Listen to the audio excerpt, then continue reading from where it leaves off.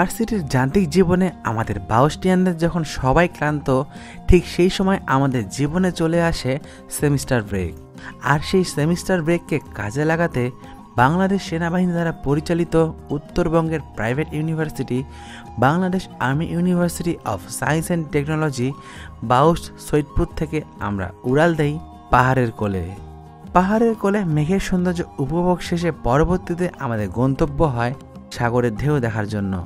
বন্ধুদের সাথে পাহাড় এবং সাগর, যা আমাদের ভার্সিটি লাইফের যান্ত্রিক জীবনকে করে তোলে অনেক আনন্দময়।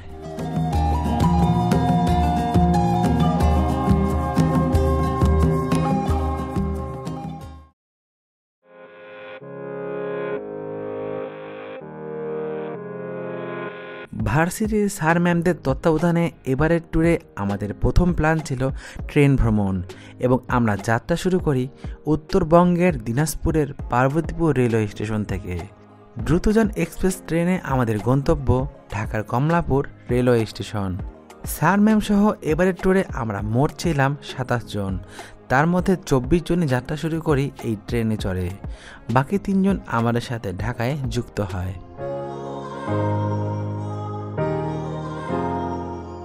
বন্ধুদের সাথে ট্রেন জার্নি উপভোগ, এই জিনিসটা আমাদের এই ট্যুরকে নিয়ে যায় অন্য এক মাত্রায়।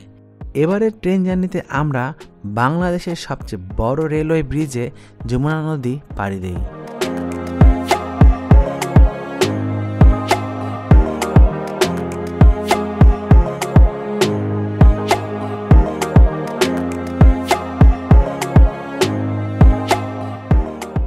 দীর্ঘ কয়েক ঘন্টার জার্নি শেষে আমরা পৌঁছে যাই ঢাকার কমলাপুর রেলওয়ে স্টেশনে, এবং সেখানে পৌঁছেই স্টেশনের উপরে হোটেলে চেক ইন করি কয়েক ঘন্টার জন্য।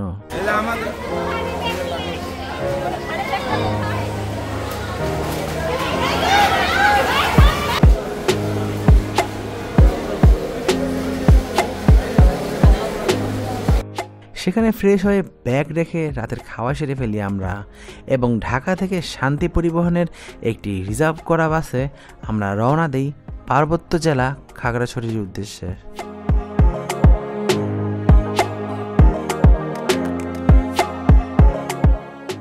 আমরা এই মুহূর্তে আসছি আমাদের বাস শান্তি পরিবহনে। যেহেতু আমরা ভার্সিটি থেকে অনেকজন যাচ্ছি, যার কারণে আমরা এই বাসটা রিজার্ভ করছি, এবং যদি আমরা আলাদাভাবে যেতাম তাহলে আমাদেরকে টিকিট কেটে যাওয়া লাগতো। সেক্ষেত্রে শান্তি পরিবহন, শ্যামলী পরিবহন বা হানিফ পরিবহন সহ বেশ কিছু বাস খাগড়াছড়ির উদ্দেশ্যে যাওয়া আসা করা যায়, এবং সেক্ষেত্রে আপনাদের ভাড়াপত্র জনপ্রতি 750 টাকা। এখন বাজে রাত প্রায় 11টা। আশা করি আমরা সকাল 6টা-7টার মধ্যে খাগড়াছড়িতে পৌঁছায় যাব। এখন আমরা চিন্তা করছি যে আমরা খাগড়াছড়ি পৌঁছায় 10:30টার টিপেই আমরা সার্টিফিকেটের উদ্দেশ্যে রওনা দেবো। যদি কোনো কারণে বাস আমরা লেট করে ফেলে বা আমরা যদি লেট করে ফেলি, তাহলে কিন্তু 10:30টার টিকিটটা মিস হবে। সেক্ষেত্রে আমাদেরকে আরেকটা টিকিট যাওয়া লাগবে। দিনাজপুর থেকে পার্বতীপুর দিয়ে কমলাপুর স্টেশনে আসলাম, এখানে হোটেলে থাকলাম, বিশ্রাম নিলাম, রাতের খাওয়া দাওয়া করলাম, করে এখন আমরা রাতে রওনা দিচ্ছি খাগড়াছড়ির উদ্দেশ্যে, এবং জীবনে প্রথমবারের মতো আমরা যাচ্ছি খাগড়াছড়ি।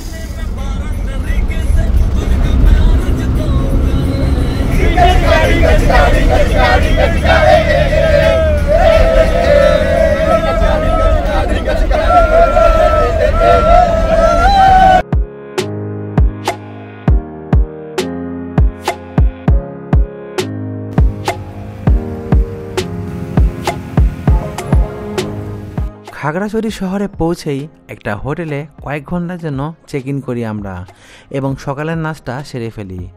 এরপর সাজেক যাওয়ার জন্য চাঁদের গাড়ি রিজার্ভ করি। পাহাড়ের সৌন্দর্য উপভোগের জন্য ছাদখোলা 4টা চাঁদের গাড়ি 27 জনের জন্য রিজার্ভ করি আমরা, এবং রওনা দেই সাজেকের উদ্দেশ্যে।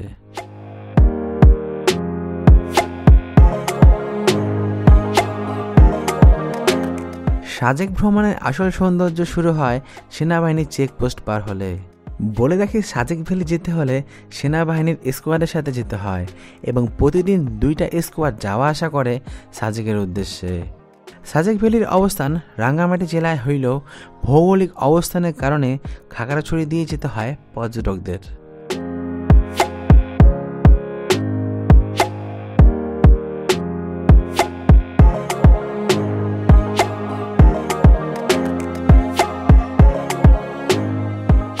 অনেকেই বলে সাজেকের চেয়েও বেশি সুন্দর সাজেকে যাওয়ার পাহাড়ি রাস্তা, আর এর প্রমাণও পাই আমরা।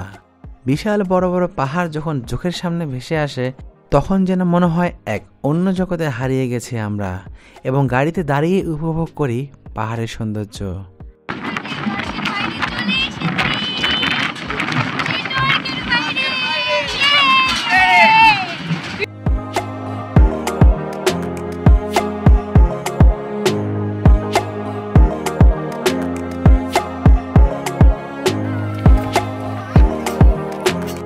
পাহাড়ের সৌন্দর্য উপভোগ করতে করতে একটা সময় নেমে আসে বৃষ্টি।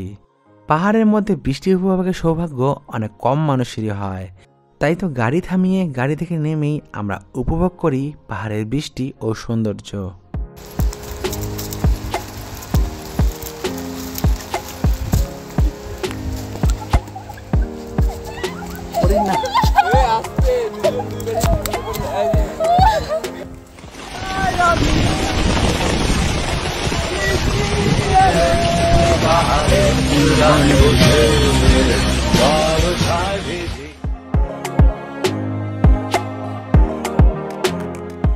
এরপর আমরা পৌঁছে যাই সাজেক ভ্যালিতে, এবং গিয়েই যেদিকে তাকাই সেদিকেই মেঘ আর মেঘ।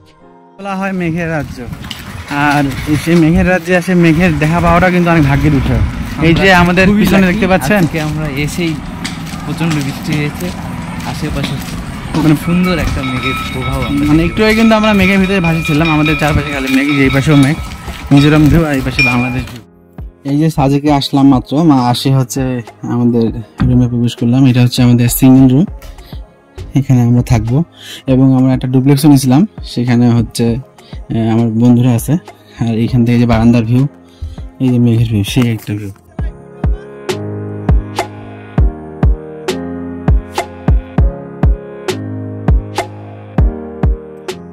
ছেলেরা ছেলেদের কটেজে চেক ইন করে, আর মেয়েরা মেয়েদের কটেজে চেক ইন করে। কটেজ থেকে বের হয়ে দুপুরে খাওয়া করে আমরা ঘুরতে যাই সাজেক ভ্যালির সর্বোচ্চ চূড়া কংলাক পাহাড়ে, যা সমুদ্রপৃষ্ঠ থেকে প্রায় 1800 ফুট উপরে। কংলাক পাহাড় থেকে ভিউটা ছিল একেবারে অসাধারণ।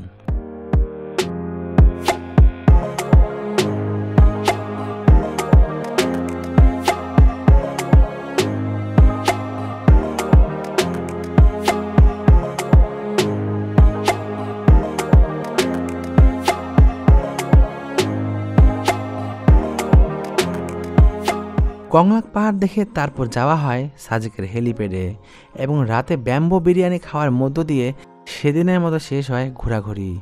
পরের দিন সকালে ঘুম থেকে উঠেই উপভোগ করি সাজেকের আসল সৌন্দর্য। ছেলেরা আমরা ছেলেদের কটেজ থেকে, আর মেয়েরা উপভোগ করে মেয়েদের কটেজ থেকে।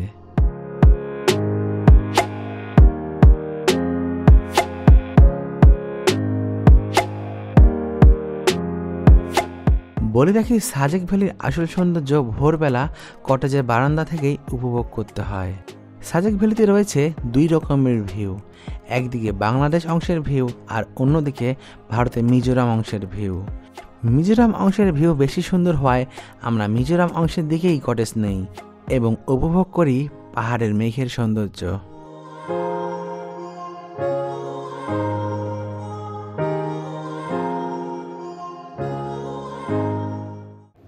খোলা চোখখানা করো বন্ধ, বাতাসের ঠান্ডা গন্ধ উড়ে বেড়ায় ঘরের বাহিরে।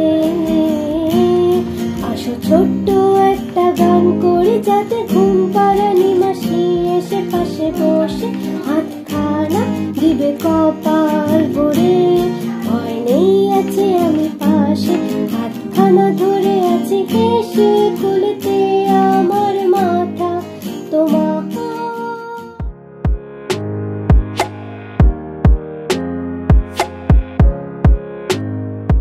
সাজেককে কেন বলা হয় মেঘের রাজ্য, তা এই ভোরের দৃশ্য দেখলেই বুঝতে পারবে সবাই। ভোরে যেন মনে হয় মেঘগুলো এসে জমা হয়েছে কটেজের বারান্দায়, এবং উপভোগ করাও যায় শান্তিতে।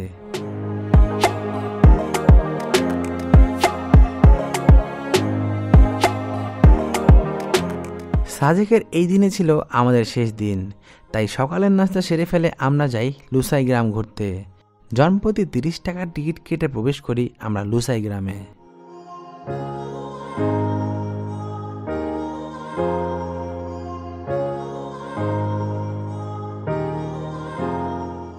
লুসাই গ্রাম মূলত তাদের সংস্কৃতির আদলে সাজানো একটি জায়গা। এখানে আসলে যেমন ড্রেস ভাড়া নিয়ে পরা যায়, তেমনি যেই জিনিসটা সবাইকে আকৃষ্ট করবে সেটা হচ্ছে দোকানদার ছাড়া দোকান। আমরা এই মুহূর্তে আছি সাজেকের লুসাই গ্রামে, আর লুসাই গ্রামের ভিতরে আসে এই যে আমরা দেখতে পাচ্ছি যে দোকানদার ছাড়া দোকান। এই দোকান থেকে নিজের ইচ্ছা মতো পণ্য কিনে সেটার মূল্য নিজেকেই নৈতিকতার সাথে পরিশোধ করতে হবে। পণ্যের মূল্য দেওয়া রয়েছে এখানে।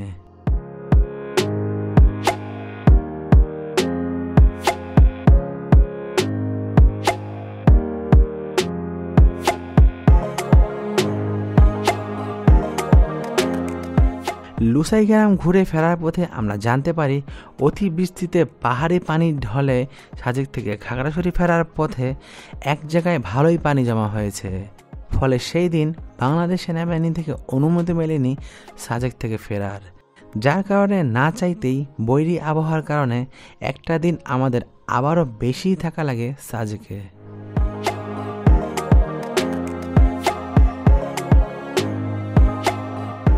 পরের দিন সকালে নাস্তা সেরে আবারও পাহাড়ি রাস্তার সৌন্দর্য উপভোগ করতে করতে আমরা ফিরতে শুরু করি খাগড়াছড়ির উদ্দেশ্যে।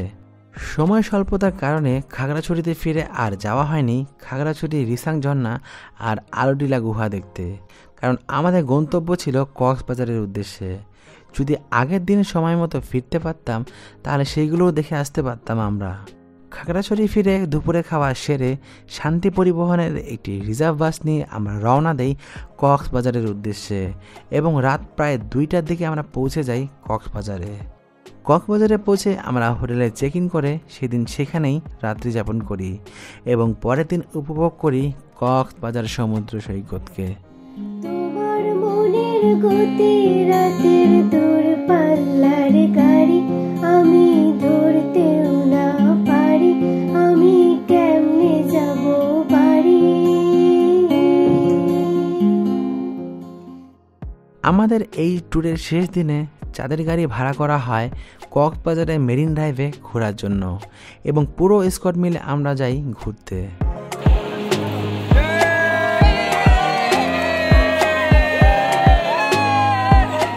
কক্সবাজারের মেরিন ড্রাইভে ঘোরার মধ্য দিয়েই শেষ হয় আমাদের এই ট্যুর। রবিবার সকালে যাত্রা শুরু করে পাহাড় দেখে শুক্রবার কক্সবাজারের মেরিন ড্রাইভে ঘুরি আমরা। অনেকেই বলে জীবনে একবার হলেও পাহাড় ও সমুদ্রে যাওয়া উচিত, আর এই দুই জিনিসই ছিল আমাদের এবারের ট্যুরের অংশে, যার কারণে পুরো জার্নিটাই ছিল জীবনের সেরা ট্যুরের একটি। সাজেক কিংবা কক্সবাজার ট্যুর নিয়ে যে কোনো প্রশ্ন থাকলে করতে পারেন আমার কমেন্ট বক্সে। সকলে ভালো থাকবেন, ধন্যবাদ।